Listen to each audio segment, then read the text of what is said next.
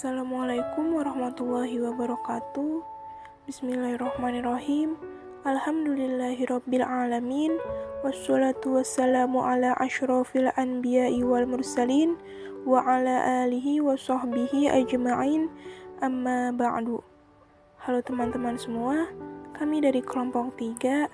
Di dalam video ini kami akan menjelaskan terkait dengan materi yang sudah diberikan, yaitu Islam tentang kerja.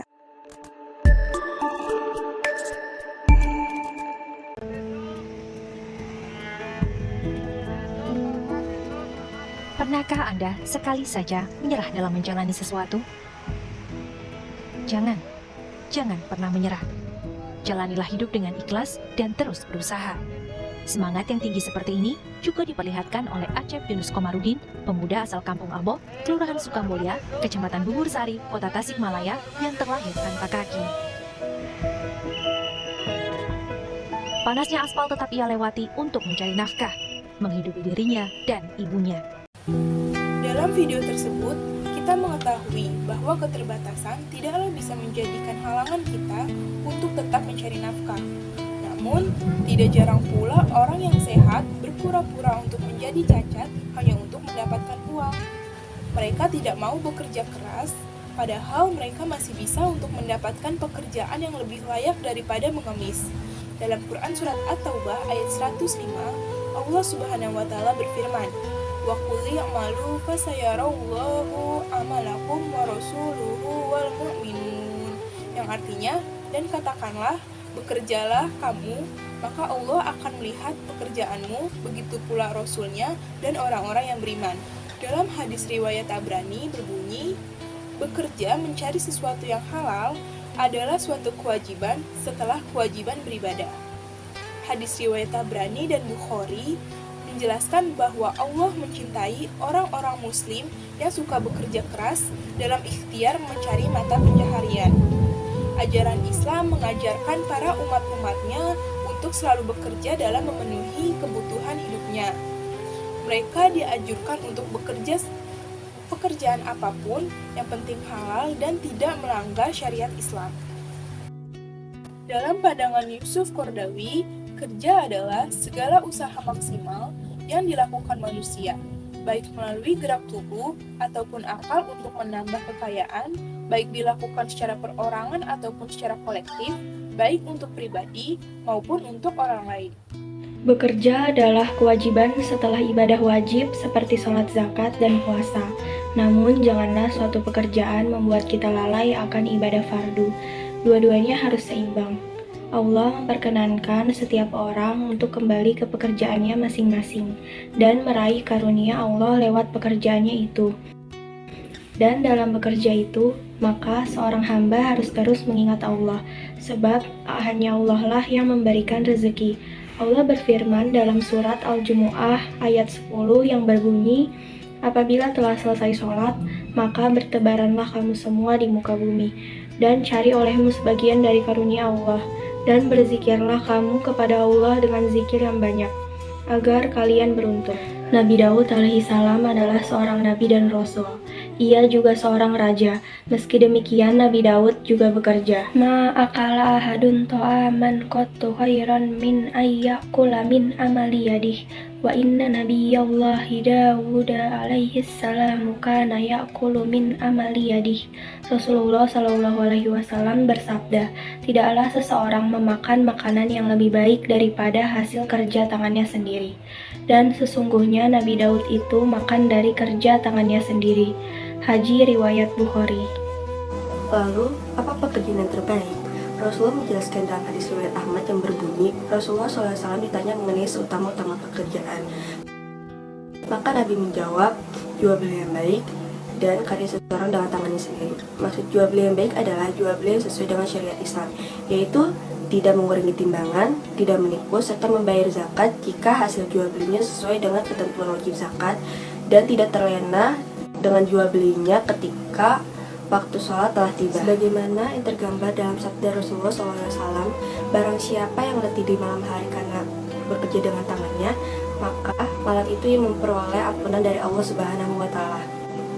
Kewajiban bekerja dalam Islam tidak hanya untuk kaum pria saja, namun untuk kaum wanita atau muslimah. Sebagaimana pada suatu ketika Rasulullah mengangkat dan mencium tangan seorang laki-laki yang sedang bekerja keras. Lalu beliau bersabda, bekerja keras dalam usaha mencari nafkah yang halal adalah wajib bagi setiap muslim dan muslimah. Islam membolehkan wanita melakukan pekerjaan yang sesuai syariat dan dijalankan dengan baik, serta tidak bertentangan dengan tabiatnya sebagai seorang wanita. Pada zaman Rasulullah SAW dan Khulafaur Rasyidin, wanita aktif dalam berbagai bidang seperti berdagang, mengajar, mengobati pasien, bahkan ikut perang. Di antara mereka, ada yang diabadikan kepahlawanannya, seperti Umayyah putri Qais al-Ghifari yang pernah diberi kalung penghargaan oleh Rasulullah SAW karena telah ikut dalam perang Khaybar. Mencari rezeki dan bekerja di lingkungan halal merupakan suatu usaha untuk memelihara marwah atau harga diri dan kehormatan manusia itu sendiri.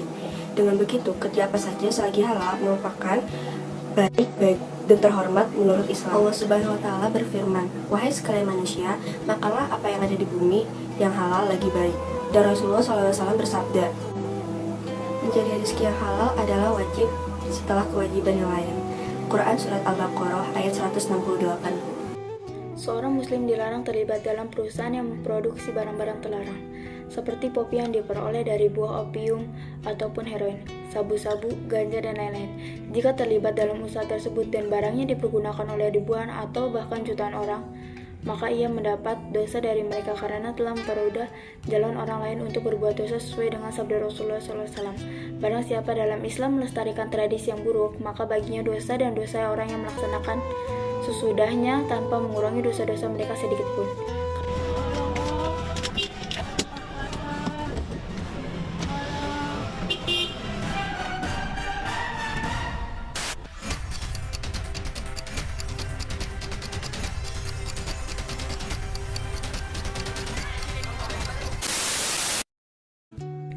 Dalam Islam, tidak dianjurkan untuk bekerja dengan cara meminta-minta, karena sebetulnya Islam mengajarkan bahwa tangan yang di atas lebih baik daripada tangan yang di bawah.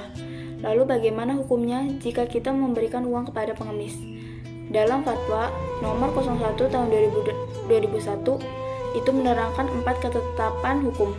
Keempatnya adalah haram mengeksploitasi orang untuk meminta-minta, haram memberi kepada peminta-minta di jalanan, haram meminta-minta jika memiliki sifat sehat dan kewajiban pemerintah untuk mengurus peminta-minta. Jadi, bekerja merupakan kewajiban bagi setiap manusia yang secara fisik punya kemampuan supaya memperoleh sarana kehidupan yang cukup, sehingga tidak menjadi beban bagi pihak lain. Bekerja dengan tekun dan ulet akan membentuk seseorang menjadi manusia yang hidup berkecukupan. Di samping itu, Islam juga memerintahkan agar tidak ada diskriminasi dalam imbalan kerja atau upah yang akan diterima oleh para pekerja. Kita sebagai khalifatul fil ard diberi tugas untuk memakmurkan alam semesta. Salah satu hal yang dapat kita lakukan untuk memakmurkan alam semesta adalah dengan cara bekerja. Larangan bermalas-malasan, meminta-minta, atau mengharapkan bantuan dari orang lain bukanlah sekedar perintah bersifat akhlak saja. Bahkan orang yang menjadikan meminta-minta sebagai profesi hendaklah dikenakan hukuman yang pantas, karena mereka telah merendahkan harkat dan martabat mereka sendiri dengan meminta dan mengemis. Dan di hari kiamat kelak mereka akan datang dalam bentuk seperti wajah tanpa daging, sebagaimana sabda Rasulullah SAW, yaitu seseorang yang selalu meminta-minta kepada orang banyak, nanti dia datang di hari kiamat dengan wajah yang tanpa berdaging. Alhamdulillahirrahmanirrahim, telah selesai pemaparan materi dari kelompok 3. Semoga semua yang mendengarkan penjelasan dari kami dapat memahami dan mengerti serta dapat mengamalkannya dalam kehidupan sehari-hari. Kurang lebihnya mohon maaf. Wassalamualaikum warahmatullahi wabarakatuh.